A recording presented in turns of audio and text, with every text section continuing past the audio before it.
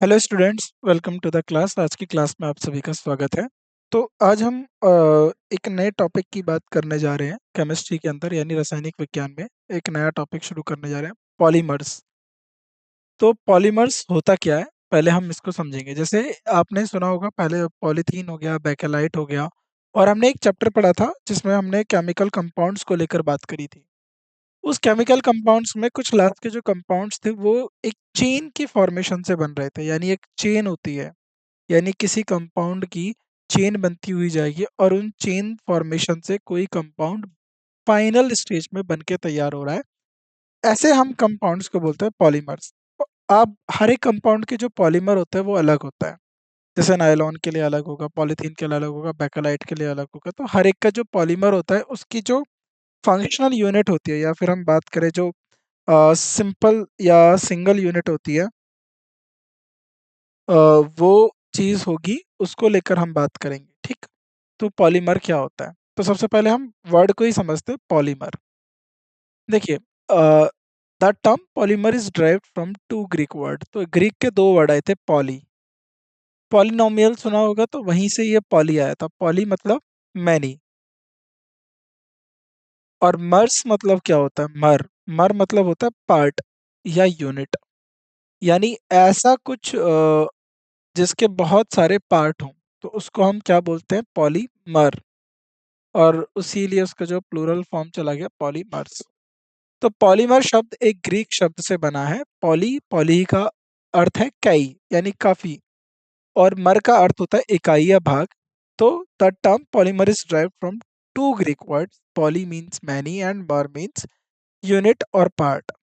तो आप समझ गए पॉलीमर का मतलब क्या हुआ, शाब्दिक अर्थ क्या हुआ, वर्ड का मीनिंग क्या हुआ, मैनी पार्ट्स। अब ये मैनी पार्ट्स किसके हैं, इसको समझते हैं। पॉलीमर आर दस हाई मॉलिक्यूलर मासेस। तो इनका जो मॉलिक्यूलर मासेस होता है बहुत ज़्यादा होता है, क्योंकि ये काफ़ी ज़्यादा पार्ट से बने होते हैं। तो 10⁻³ से लेके 10⁻7, यानी 10⁻³ और 10⁻7 तक इसका जो है एटॉमिक मॉलिक्यूलर मास चला जाता है, यानी पूरे एक यौगिक का जो मास होता है, आणविक मास जो है काफ़ी चला जाता है। Compounds whose structure are composed of large number of simple repeating units। तो यानी सिंपल रिपीटिंग यूनिट्स का, जैसे एक यूनिट हो गया, फिर दूसरी यूनिट हो गई, फिर तीसरी यूनिट हो गई। तो ऐसे कंपाउंड जिनकी जो संरचना है वह बड़ी संख्या में सिर्फ इकाइयों से, यानी यूनिट्स को एक एक करके यूनिट करके बनी है।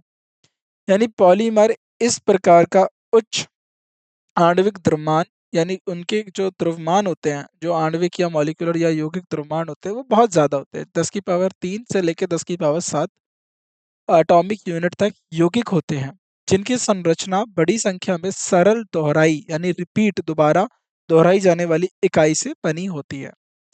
The repeating unit are called monomers. तो दोहराई जाने वाली इकाइयों को हम क्या बोलते हैं, मोनोमर्स कहते हैं। क्या कहते हैं, इन्हें मोनोमर कहा जाता है। The process of joining the process of joining together of a large number of simple molecules monomers to make a very large molecule is known as polymerization। अब पहले तो पॉलीमराइजेशन समझिए। बहुत बड़े अणुओं के लिए बड़ी संख्या में सरल अणुओं को एक साथ जोड़ने की प्रक्रिया को पॉलीमराइजेशन के रूप में करा जाता है। तो पहले आप समझे मोनोमर क्या होता है। जो रिपीटिंग यूनिट होती है, जो यूनिट को आप रिपीट करते जा रहे हो, दोहराते जा रहे हो, उनको मोनोमर्स कहते हैं। तो उनको क्या कहते हैं, हम मोनोमर्स कहते हैं। अब वो जो एक मोनोमर है, उन मोनोमर्स को जोड़ जोड़कर एक बहुत बड़ा मॉलिक्यूल तैयार करा जाता है। बहुत बड़े अणुओं बनाने के लिए बड़ी संख्या में सरल अणुओं, यानी मोनोमर को एक साथ जोड़ने की प्रक्रिया, इनको एक साथ कंबाइन करने की जो है प्रक्रिया, या जॉइन करने की प्रक्रिया, जो प्रक्रिया होती है, उसको पॉलीमराइजेशन कहते हैं। तो उसको पॉलीमराइजेशन के नाम से जाना जाता है। तो आप पॉलीमर समझ के क्या होता है, मैनी पार्ट्स। अब वही मोनोमर क्या होते हैं, जो रिपीटिंग यूनिट होती है हर एक की, यानी हर एक का मोनोमर अलग हो सकता है, डिपेंड करता है कंपाउंड के ऊपर। तो कंपाउंड से कंपाउंड जो है मोनोमर अलग होता है। फिर वही मोनोमर्स को एक साथ अगर आप जोड़ के रख दोगे, तो वो पॉलीमर बनाता है, और इस एक साथ उनको ज्वाइन करने के लिए, जोड़ने की प्रक्रिया को आप क्या कहते हैं, पॉलीमराइजेशन कहते हैं। तो यहाँ पर हमें थोड़ा क्लियर हो गया इंट्रोडक्शन से कि पॉलीमर होता क्या चीज़ है। Depending upon the nature of the repeating structural unit, polymers are divided into two categories, homopolymers and copopolymers. अब दोहराई जाने वाली संरचनात्मक इकाई की प्रकृति के आधार पर, यानी जो मोनोमर है, जो मोनोमर है उसकी प्रकृति के आधार पर, तो जो पॉलीमर हैं उनको दो श्रेणियों में विभाजित किया जाता है। पहली श्रेणी होती है होमोपॉलीमर और दूसरी होती है कोपॉलीमर। तो डिपेंडिंग अपॉन द नेचर, यानी दोहराई जाने वाली संरचनात्मक इकाई के आधार पर पॉलीमर को दो श्रेणियों में विभाजित किया जाता है। तो कौन सी वो दो श्रेणी है? होमोपॉलीमर्स। तो होमोपॉलीमर क्या होते हैं, कोपॉलीमर क्या होते हैं, अब इनको हम आगे देखते हैं। और ये किसके ऊपर डिपेंड करते हैं? ये निर्भर करते हैं नेचर, कैसी प्रकृति का है जो स्ट्रक्चरल यूनिट है, जो मोनोमर है उसकी प्रकृति कैसी है, उसकी प्रकृति के आधार पर जो है इनको विभाजित, या फिर आप बात करें इनको दो अलग श्रेणियों में बांटा जाता है। अब आता है होमोपॉलीमर्स।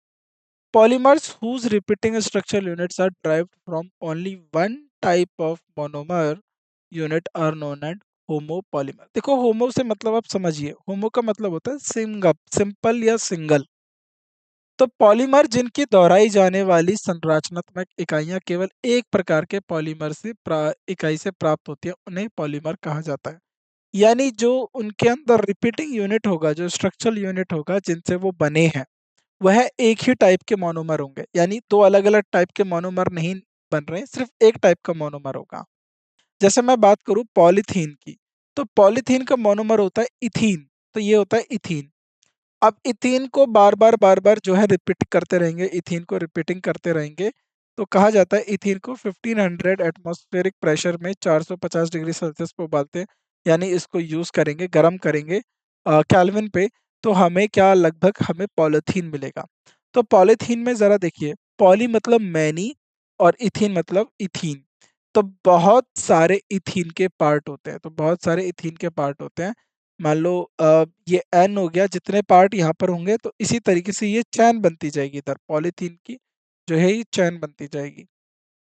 तो जो स्ट्रक्चरल यूनिट होता है आपका, जो polymer whose repeating structural units are derived from only one type of monomer, केवल एक ही प्रकार के मोनोमर से जो स्ट्रक्चरल यूनिट बनेंगे उनको आप क्या कहते हैं? Polythene, right.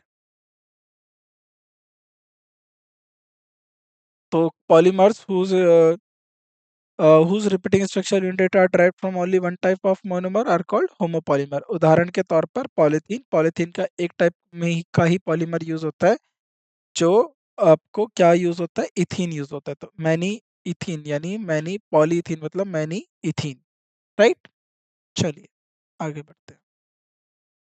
अब आता है कोपॉलीमर्स। तो कोपॉलीमर्स क्या होता है? Polymers whose repeating units are derived from two or more type of monomers are units are called copolymer. जैसे एक में इथीन यूज हो रहा था, अब मान लो इथीन के साथ कुछ और भी यूज होने लगा, तो दो या दो से ज्यादा उनकी जो है यूनिट, जो इकाई है वो दो या दो से अधिक प्रकार की है, तो ऐसे मोनोमर या जो अधिक प्रकार के मोनोमर हैं उन इकाइयों से प्राप्त होती है, ऐसे इस तरीके के पॉलीमर को हम कोपॉलीमर कहते हैं।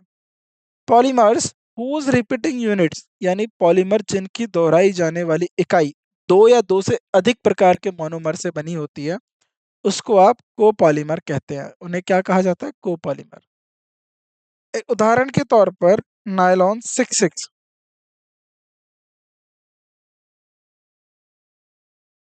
ठीक है, जैसे उदाहरण के तौर पे nylon six six the repeating structure unit drive from two monomers. तो इसके अंदर दो प्रकार के मोनोमर हैं, कौन सा? Hexa methyl methylene diamine. तो हेक्सा मिथाइलिन इडामाइन हो गया, हेक्सा इथाइल इथाइलिन डायमीन हो गया, और एडिपिक एसिड हो गया।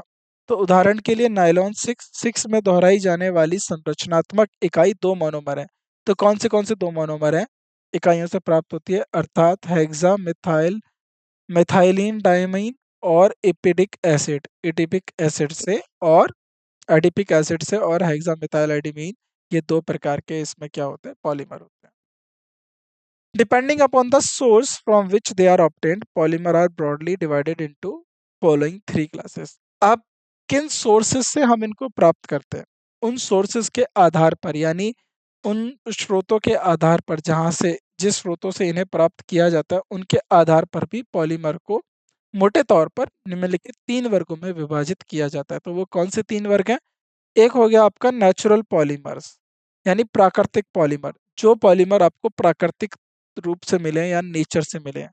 दूसरा हो गया सेमी सिंथेटिक पॉलीमर, जिन जो अर्ध प्राकृतिक है या अर्ध सिंथेटिक है, यानी ये आर्टिफिशियल तरीके से और प्राकृतिक तरीके से दोनों से मिलकर इनको बनाया गया। तीसरा होता है सिंथेटिक पॉलीमर्स। तो सिंथेटिक पॉलीमर्स वो पॉलीमर होते हैं जिनको प्राकृतिक तौर पे बना जो है प्राकृतिक से नहीं मिलते, उन्हें पूरी तरीके से मानव द्वारा बनाया जाता है। तो ये किस तरीके से मानव द्वारा बनाए जाते हैं? दूसरा हो गया नेचुरल, ये प्रकृति से मिलते हैं। और तीसरा दूसरा उसके बाद तीसरा हुआ सेमी सिंथेटिक पॉलीमर्स। तो ये अर्ध सिंथेटिक का मतलब है कि ये कुछ मानव द्वारा कुछ प्राकृतिक तौर पर मिलते हैं, इनको बनाया जाता है। These polymers are found in plants और एनिमल्स। अब हम बात करते हैं नेचुरल पॉलीमर्स, वो पॉलीमर्स जो हमें प्राकृतिक रूप से मिलते हैं। उन वह पॉलीमर्स जो प्राकृतिक रूप से मिलते हैं ये प्लांट और एनिमल में मिलते हैं। तो ये पॉलीमर पौधे और जानवरों में पाए जाते हैं। Examples are protein, cellulose, starch, some resins, rubber and nucleic acid.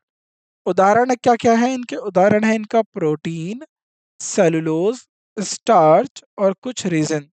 तो सेलुलोज हो गया, प्रोटीन हो गया, स्टार्च हो गया, कुछ रीजन हो गया, रबर हो गया और न्यूक्लिक एसिड। तो इन सब के क्या है? Natural polymer. तो याद रखना, प्रोटीन एक नेचुरल पॉलीमर है, सेलुलोज एक नेचुरल, जो प्लांट सेल में जो प्लांट वॉल होती है वो सेलुलोज से बनी होती है। स्टार्च हो गया, सम रेजिन्स जो किशमिश या फिर कुछ ऐसे, रबर एंड न्यूक्लिक एसिड। और नेचुरल रबर भी मिलती है हमें, रबर के पेड़ जो होते हैं वो ट्रॉपिकल ह्यूमिड जो एनवायरनमेंट होता है वहां पर देखने को मिलता है। Starch and cellulose are polymer of glucose molecules. तो स्टार्च और सेलुलोज किससे बने हैं? ये किसके पॉलीमर हैं? ये है ग्लूकोज मॉलिक्यूल के। तो ग्लूकोज इसमें मोनोमर होता है। Protein form from amino acids, और प्रोटीन अमीनो एसिड से बनता है। प्रोटीन किससे बनता है? अमीनो एसिड से। Monomer unit of rubber is isopropene. तो स्टार्च और सेलुलोज को यहाँ लिख लीजिए, याद लिख लीजिए, एग्जाम में पूछा जाता है स्टार्च एंड सेलुलोज। क्या है ये? Glucose molecule, C6H12O6।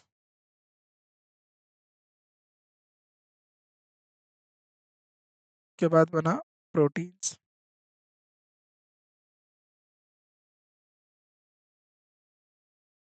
Amino acids.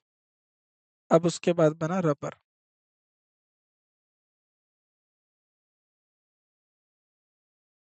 Isoprene. Isoprene किससे? रबर। तो ये याद रखिएगा, ये आपके पॉलीमर और ये इनके मोनोमर्स। तो ये क्या है? ये इनके मोनोमर हो। कौन सा किससे बना है? चलिए आगे बढ़ते हैं। सेमी सिंथेटिक पॉलीमर क्या होते हैं? देखो, सेमी सिंथेटिक का मतलब होता है कि अभी आपको बताया मैंने, जो नेचर और प्लस नेचर और आर्टिफिशियल, यानी दोनों तरीके से।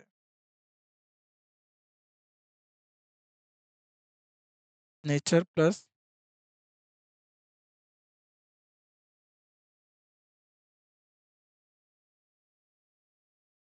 आर्टिफिशियल तरीके से बनाया जाता है। तो ये दोनों तरीके से बनाया जाएगा, नेचर से भी और आर्टिफिशियल तरीके से भी बनाया जाएगा। तो these are mostly derived from natural occurring polymers by chemical modification. ये अधिकतर प्राकृतिक रूप से पाए जाने वाले पॉलीमर से रासायनिक संशोधन द्वारा प्राप्त किए जाते हैं। तो किसके द्वारा? रासायनिक संशोधन द्वारा ये प्राप्त किए जाएंगे। और किससे? नेचर से। Cellulose derivatives as cellulose acetate. तो अब इसमें क्या होगा? Cellulose derivative as cellulose acetate, यानी रेयन। अब मैं यहाँ पर लिखता हूँ rayon. Cellulose nitrate, vulcanised rubber which is superior to natural rubber used for making tire. Gun cotton, which is cellulose trinitrate used for making explosive and smokeless powders. तो cellulose के derivatives हैं। तो सेलुलोज के derivative देखो, cellulose तो आपको nature से मिल रहा है। अब एक होता है सेलुलोज एसिटेट, सेलुलोज एसिटेट। इसको क्या बोलते हैं, रेयॉन भी कहते हैं। ये नेचर और प्राकृतिक दोनों, मतलब नेचर और सिंथेटिक तरीके से। सेलुलोज नाइट्रेट, नाइट्रेट ये क्या होती है, ये वल्कनाइज्ड रबर, जिससे टायर बनाने के लिए इस्तेमाल किए जाने वाले प्राकृतिक रबर से बेहतर होता है। तो ये थोड़ा प्राकृतिक रबर से इसके गुण ज्यादा अच्छे हो जाते हैं। वहीं गन कोटन जो होता है वो सेलुलोज ट्राई नाइट्रेट होता है। और ये जिसका इस्तेमाल विस्फोटक और धुआं रहित पाउडर बनाने के लिए किया जाता है। तो सेलुलोज में एसीटेट डाल दिया, सेलुलोज में नाइट्रेट डाल दिया, सेलुलोज के अंदर ट्राई नाइट्रेट डाल के हमने कुछ और पॉलीमर्स बना लिए। तो देख रहे हैं यहाँ पर सेलुलोज नेचर से मिल रहा है, बाकी इसमें हम एडिशन जो है मानव द्वारा जो है इसमें और जो है ऐड किया जा रहा है, तो वहां से ये हमें और प्राप्त मिल रहे हैं। तो ये सेमी सिंथेटिक है, यानी नेचर से भी है और मानव द्वारा विकसित भी है। अब आता है हमारा सिंथेटिक पॉलीमर्स। तो सिंथेटिक पॉलीमर्स क्या होते हैं? सिंथेटिक पॉलीमर्स पूरी तरीके से मानव द्वारा निर्मित पॉलीमर है। तो इनको प्रयोगशालाओं में तैयार किया गया है, केमिकल्स की मदद से तैयार किया गया है। The polymers which are prepared in the laboratory called synthetic polymers। Way polymer जो प्रयोगशाला में तैयार किए जाते हैं उन्हें सिंथेटिक पॉलीमर कहा जाता है। तो इन्हें क्या कहा जाता है? Synthetic polymer. These are also called man made polymers। तो इन्हें मानव निर्मित पॉलीमर भी कहा जाता है, क्योंकि ये मानव द्वारा निर्मित किए गए हैं। तो इनको किसके द्वारा? मानव के द्वारा निर्मित कहा करा गया है, तो इसे मैन मेड पॉलीमर्स भी कहा जाता है। उदाहरण के तौर पे हो गया नायलॉन और पॉलिस्टर। अगर हम फाइबर की बात करें, फाइबर, फाइबर में क्या हो गया? नायलॉन और पॉलिस्टर। तो नायलॉन हो गया, पॉलिस्टर हो गया, ये आपके फाइबर में हो गए, नायलॉन पॉलिस्टर। प्लास्टिक्स, तो ये जो प्लास्टिक्स है, ये पॉलीथीन, प्लास्टिक किससे बनी होती है? पॉलीथीन और पॉलीप्रोपीन से बनी होती है। प्लास्टिक्स में पॉलीथीन हो गया और पॉलीप्रोपीन हो गया। तो प्लास्टिक में भी दो पॉलीमर है, पॉलीथीन और पॉलीप्रोपीन। रबर में नियोप्रोपीन, अब ये सिंथेटिक रबर की बात कर रहे हैं, नेचुरल रबर की बात नहीं कर रहे हैं। और पॉलीस्टीरीन, तो नियोप्रोपीन और पॉलीस्टीरीन द्वारा आदि। तो ये बहुत सारे उदाहरण हो सकते हैं इसके। तो ये किसके द्वारा? ये मानव द्वारा निर्मित किए गए हैं, राइट। तो ये मानव द्वारा। One of the mode of polymerisation, polymers have been classified into following two sub group. तो पॉलीमराइजेशन के तरीके पे, तो इनको किस तरीके से पॉलीमराइज करा गया है, क्या तरीका है पॉलीमराइज करने का? तो पॉलीमराइजेशन के तरीका पर पॉलीमर को निम्नलिखित दो उपसमूहों में भी वर्गित किया गया। कौन से दो उपसमूह गए? एक योगात्मक यानी एडिशन पॉलीमर्स और कंडेंसेशन पॉलीमर्स। तो इनको संघनन पॉलीमर और कंडेंसेशन पॉलीमर्स के हिसाब से दो अलग ग्रुप में भी इन्हें बांटा गया। तो याद रखिएगा, सिंथेटिक पॉलीमर ये प्रयोगशाला में तैयार करे गए मानव निर्मित पॉलीमर हैं। फाइबर में नायलॉन पॉलिस्टर हो गया, प्लास्टिक में पॉलीथीन प्रोपीन हो गया, पॉलीप्रोपीन हो गया, रबर में नियोप्रीन और पॉलीस्टीरीन हो गया, पॉलीस्टाइरीन हो गया। और ये दो तरीके से इनको डिवीजन होता है। जिस तरीके से ये क्या है क्लासिफाइड करेंगे, दो तरीके से इनके बनाने के तरीके को लेकर, पॉलीमराइजेशन के तरीके को लेकर। पहला होता है एडिशन पॉलीमर्स यानी योगात्मक पॉलीमर, दूसरा होता है कंडेंसेशन पॉलीमर यानी संघनन पॉलीमर। तो इन दो तरीके के, अब हम एक एडिशन पॉलीमर पढ़ेंगे, फिर कंडेंसेशन पॉलीमर्स को देखेंगे क्या होता है। चलिए, addition polymer. Addition polymer are form by the repeated addition of large number of same or different polymers possessing double or triple bond, and process by which addition polymer are formed is called addition polymerization। तो ये जो addition polymer बनाया जा रहा है, ये कैसे बनाया जा रहा है? तो युगात्मक बहुलक समान, या तो आप जो होगा सेम होगा, या भिन्न, या डिफरेंट मोनोमर्स, जो मोनोमर है, मोनोमर मरों की एक बड़ी संख्या के बार बार जुड़ने से, यानी इनका जो है रिपीटेड एडिशन हो रहा है। क्या हो रहा है? रिपीटेड एडिशन, बार बार इनको जोड़ा जा रहा है। रिपीटेड एडिशन बड़ी संख्या में बार बार जुड़ने से बनता है, जिन्हें जिनमें दोहरे या तिहरे बंधन होते हैं। तो इनके अंदर क्या होता है, ट्रिपल या डबल बॉन्ड होता है। तो डबल और ट्रिपल बॉन्ड होता है, ठीक है, तो याद रखना डबल या ट्रिपल बॉन्ड्स होते हैं। और जिस प्रक्रिया को योगात्मक और and the process by which, अब जिस प्रोसेस से ये बन रहे हैं, इनको ऐड किया जा रहा है, उसको एडिशन पॉलीमराइजेशन कहा जाता है। तो जिस प्रक्रिया से योगात्मक बहुलक बनाते हैं, यानी एडिशन पॉलीमर्स बनाते हैं, उस प्रक्रिया को हम क्या बोलते हैं, एडिशन पॉलीमराइजेशन। तो याद रखिएगा, उस प्रक्रिया को एडिशन पॉलीमराइजेशन होता है। तो एडिशन पॉलीमर में क्या होते हैं, सेम या डिफरेंट टाइप के मोनोमर होंगे, उनका रिपीटेड एडिशन हो रहा होगा, यानी बड़ी संख्या में उसको बार बार जोड़ने से बनते हैं वो। और जिस प्रोसेस से या जिस तरीके से इनको बनाया जाता है, उसको योगात्मक बहुलीकरण कहा जाता है, यानी एडिशनल पॉलीमराइजेशन उनको हम कहते हैं। अब उदाहरण देखते हैं एडिशन पॉलीमराइजेशन के। मोनोडेंट्री और एडिशनल एडिशन और या फिर एडिटर पॉलीमर्स क्या होते हैं। ये आपके मोनो पॉलीमर्स हो गए और ये एडिटर पॉलीमर्स हो गए। तो जैसे इथीन हो गया, अब इथीन को बार बार रिपीट करते रहोगे, तो हमने पढ़ा था इथीन मोनोमर होता है, मोनोमर इथीन है। देन इथीन को बार बार रिपीटेड वे में, चेन वे में, CH2 अब इसको बार बार आप जोड़ते रहोगे, तो इससे क्या बनेगा, पॉली इथीन। पॉली मतलब मैनी, और इथीन मतलब इथीन के जो ग्रुप हो गया, तो इथाइलिन बोलेंगे तो पॉली इथाइलिन। पॉली मतलब मैनी, इथाइलिन मतलब इसकी संख्या, इथाइलिन मतलब जो मोनोमर इसका है। टेट्रा फ्लोरो इथाइलिन, अब देखो टेट्रा फ्लोरो इथाइलिन, तो इसमें क्या हो जाएगा, टेट्रा फ्लोरो। अब देखो फ्लोरो मतलब चार, इसमें क्या हो गए, कार्बन हो गए, और इथाइलिन फ्लोरीन हो गए। तो इसमें जो है चार फ्लोरीन हो गए, टेट्रा फ्लोरो। और यहाँ पर फ्लोरीन आ गया, एफ एफ एफ एफ। तो इसके ये चैन बनता हुआ चला गया। तो ये जो टेट्रा फ्लोरो इथाइलिन है, ये किससे बना है, ये इसको अगर बार बार रिपीट करोगे तो पॉली टेट्रा फ्लोरो इथाइलिन बनेगा, जिसको टेफ्योन बोला जाता है या PTFE कहा जाता है। विनाइल क्लोराइड, तो विनाइल क्लोराइड को दोबारा रिपीट करते रहोगे तो पॉली विनाइल क्लोराइड, जो PVC की पाइप्स देखते हैं, PVC की तारों पे कोटिंग होती है, तो इसको हम बोलते हैं पॉली विनाइल क्लोराइड। अब आइसोप्रोपीन है, आइसोप्रोपीन का अगर रिपीटेड करते रहोगे तो ये नेचुरल रबर। तो हमने देखा था लास्ट अभी कि नेचुरल रबर का पॉलीमर क्या होता है, आइसोप्रोपीन। तो ये बातें आपको पता होनी चाहिए कि इनके मोनोमर क्या होते हैं, फिर इनका एडिशनल पॉलीमर क्या बनता है। इथीन से पॉलीथीन बनेगा, टेट्राफ्लोरोइथाइलिन से पॉली टेट्राफ्लोरोइथाइलिन बनेगा, विनाइल क्लोराइड किससे बनेगा, poly vinyl chloride PVC। Isopropene natural rubber का मोनोमर होता है। तो ये एग्जाम में आपसे पूछ रहे जाते हैं मोनोमर और उनके पॉलीमर क्या बनेंगे। तो ये चीज़ें आपको ये चीज़ें आपको याद रखनी है, मोनोमर और उनके पॉलीमर क्या बनेंगे। राइट, चलिए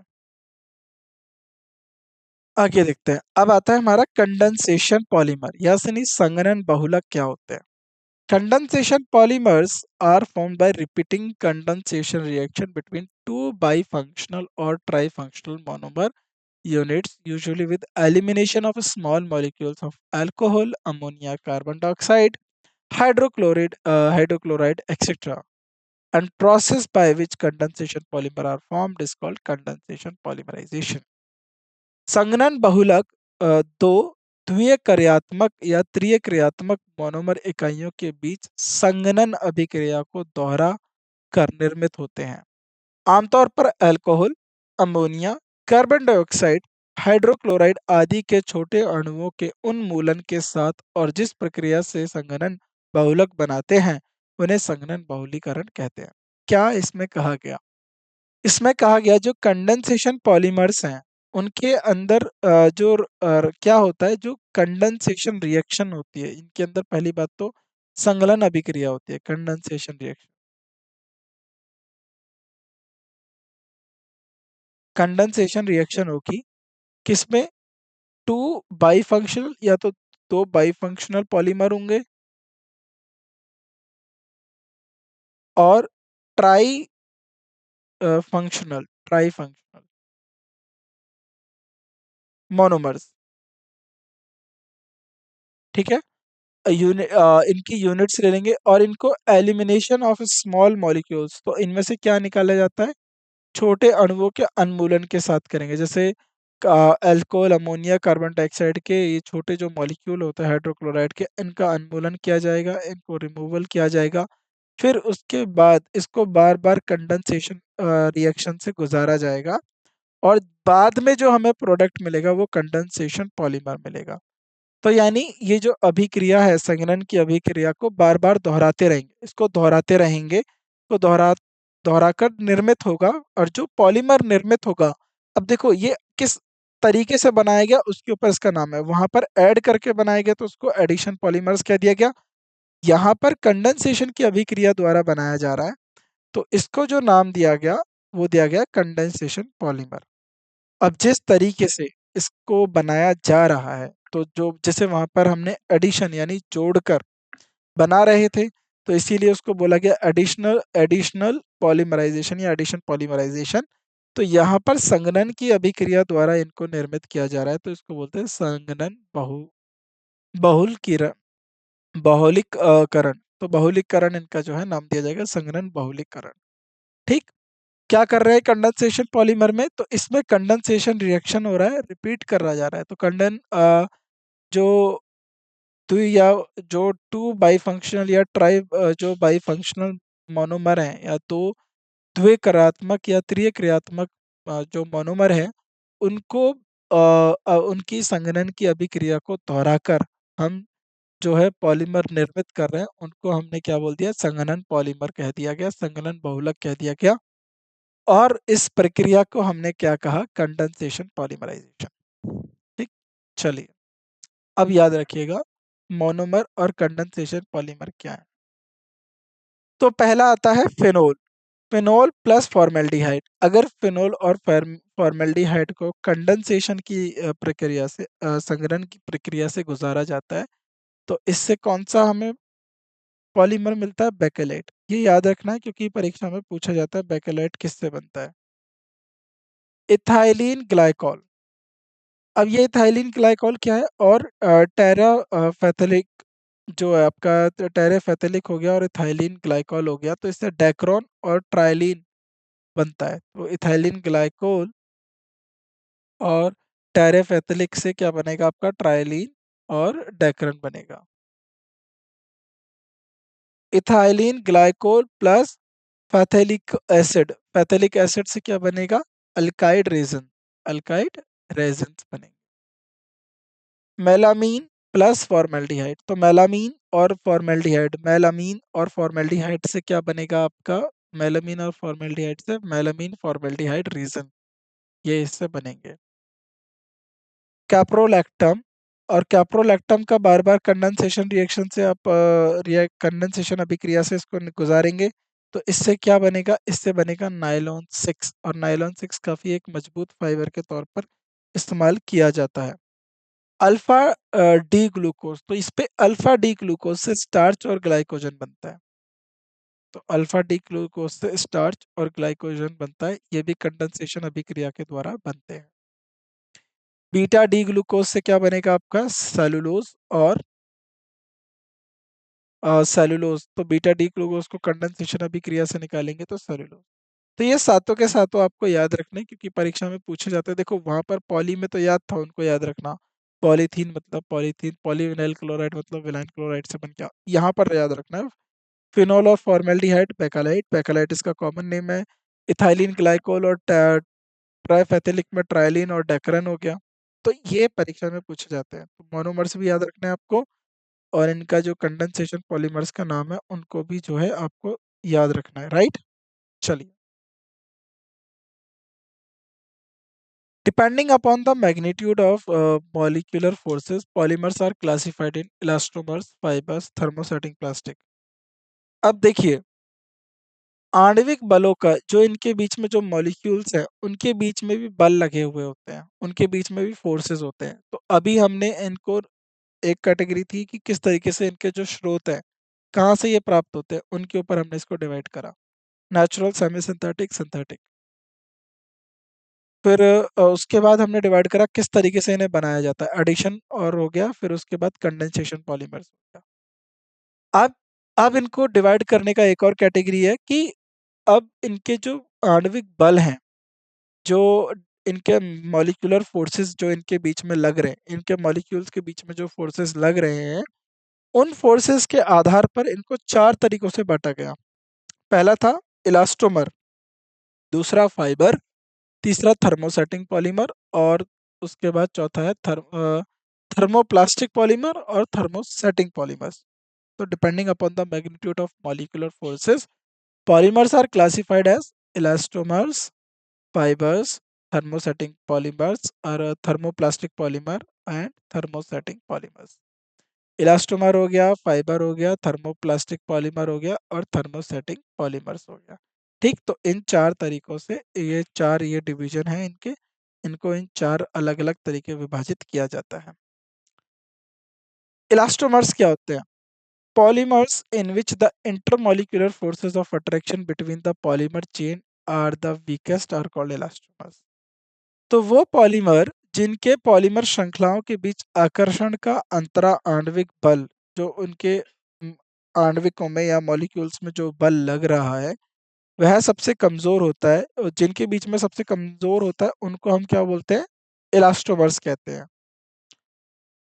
Elastomers are amorphous polymer that have high degree of elasticity। तो इलास्टोमर्स अनाकार पॉलीमर होते हैं जिनका उच्च स्तर का लोच होती है। इनकी इलास्टिसिटी जो है काफी उच्च तक होती है, यानी ये बेंट कर सकते हैं। They have ability to stretch out over time times their normal length and return to their original position when the forces is withdrawn. आपने रबर देखी है? रबर, जो ऐसे रबर आप देखते हैं तो वो खिंच जाती है रबर, है ना? वो एक इलास्टोमर है, और उसके बाद छोड़ दीजिए वो अपनी पोजीशन पे दोबारा हो जाएगी। तो इनके अंदर जो है अपनी सामान्य लंबाई से 10 गुना तक खिंचाव होता है इनके अंदर।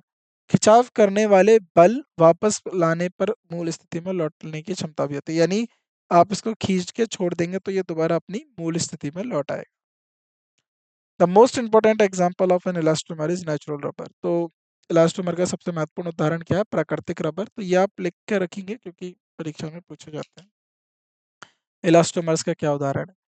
तो इलास्टोमर को सबसे महत्वपूर्ण उदाहरण जो है प्राकृतिक रबर है। इलास्टोमर के जो मॉलिक्यूलर फोर्सेस, जो अट्रैक्शन होता है इनके मॉलिक्यूलर चेन में, सबसे कमजोर होता है। ठीक, और ये क्या होता है, सबसे ज्यादा इलास्टिसिटी इन्हीं के अंदर देखने के लिए जाती है, और उसके साथ साथ इनके जो है 10 टाइम्स जो है ये अपनी नॉर्मल लेंथ से खींच सकते हैं। Other examples are vulcanised rubber, Buna S और एसबीआर, और a copolymer, butadiene and styrene, और बूना एंड प्रोपीन। तो इनके कुछ अन्य उदाहरण है, वैक्लिनाइज्ड रबर हो गया, बूना एस हो गया, या एसबीआर हो गया, बुटाडीन हो गया 75% होता है उसमें, एंड स्टायरीन हो गया, ये सब इसका एग्जाम्पल है। हाई वैक्लिनाइज्ड रबर कंटेनिंग 22 25 सल्फर, और जो 20 से 25% जो सल्फर होती है वो अयुक्त अत्यधिक वल्कनाइज्ड रबर को एबोनाइट कहा जाता है। इसको क्या बोला जाता है? एबोनाइट कहा जाता है। Fibres, polymers in which intermolecular forces attraction are strongest are called fibres. तो जिनके बीच में जो आकर्षण अंतराणुक बल सबसे मजबूत होते हैं उन्हें फाइबर कहलाते हैं। These forces are due to hydrogen bonding और डाइपोल डाइपोल इंटरेक्शन। तो ये फोर्सेस के पीछे का रीजन क्या है? द्वितीय ध्रुवीय अतः क्रियाओं के कारण होता है। नायलॉन हो गया इसका उदाहरण। नायलॉन का जो इंटरमोलिकुलर फोर्सेस होता है वो हाइड्रोजन बॉन्डिंग की वजह से होता है। वाइल पॉलिस्टर हो गया और पॉलीएक्रोनाइट्राइल हो गया, इनके अंदर डाइपोल डाइपोल इंटरेक्शन होता है।